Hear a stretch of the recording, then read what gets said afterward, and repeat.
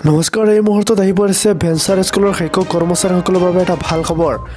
ফাইলশিকীকৰণৰ দিশে অপ্ৰাদেশিকৃত বিদ্যালয়।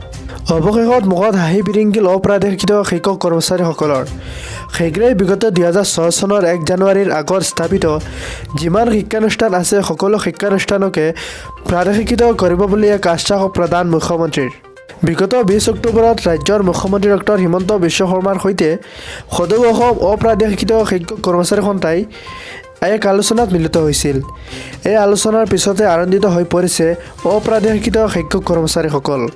বুধবাৰে মৰাণৰ মন্দাকিনী হোটেলত এক সংবাদমেল আয়োজন কৰি অপ্ৰাদেশিকৃত শিক্ষক কৰ্মচাৰী সন্থাৰ নেতৃত্বই ধন্যবাদ জনালে মুখ্যমন্ত্ৰী ডক্টৰ হিমন্ত বিশ্ব শৰ্মাক।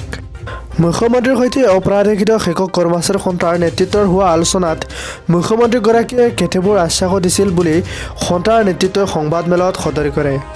মুখ্যমন্ত্ৰীয়ে বিগত 2006 চনৰ 1 জানুৱাৰীৰ আগতে স্থাপিত যিমানবিলাক শিক্ষানুষ্ঠান আছে সকলো শিক্ষানুষ্ঠানকে প্ৰাদেশিকৃত কৰিব বুলি এক আশ্বাস প্ৰদান কৰিছিল এই আলোচনাৰ যোগে।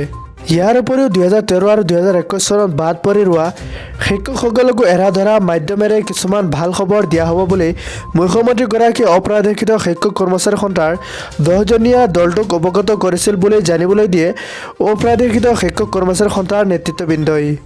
তাৰ পিছতেই আনন্দ প্ৰকাশ কৰিছে শিক্ষকসকলে। উল্লেখযোগ্য যে প্ৰাদেশিকীকৰণৰ দাবীৰে সদৌ অসম অপ্ৰাদেশিকৃত শিক্ষক কৰ্মচাৰী সন্থাই বিগত কেইবাদিন ধৰি কেইবালানিও আন্দোলনৰ কাৰ্যসূচী হাতত লৈছিল। এই আন্দোলনৰ পিছতে ৰাজ্যৰ মুখ্যমন্ত্ৰীগৰাকীয়ে অপ্ৰাদেশিকৃত শিক্ষকসকলৰ সৈতে আলোচনাত মিলিত হোৱাৰ পোষকতা কৰিছিল। ইয়াৰ লগতে সংবাদমেলযোগে চৰকাৰৰ এনে অন্যায়, এনে বঞ্চনা আৰু প্ৰতাৰণাৰ বলি হৈ পৰা 4 শতাধিক শিক্ষাগুৰুৱে আত্মহত্যাৰ দৰে পথ বাছি ল'ব লগা হৈছিল বুলি উল্লেখ কৰি সেইসকলক স্মৰণ কৰে অপ্ৰাদেশিকৃত শিক্ষক কৰ্মচাৰী সন্থাই।